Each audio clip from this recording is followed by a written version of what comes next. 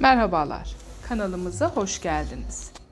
Örgü örmeye başlamadan önce ilk olarak hangi örgü modelini kullanacağınıza karar vermemiz gerekmektedir. Örgü modelleri zorluk seviyelerine göre değişebilir. Bazı örgü modelleri kolayca örülebilir, bazıları ise uzun süren emek gerektirebilir. Ama zor da kolay da olsa ortaya çıkan el emeğinin mutluluğu her şeye değer.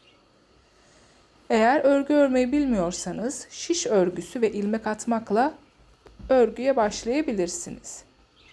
İlk olarak zor gelse de öğrenmeye başladığınız andan itibaren büyük bir keyif alabilirsiniz.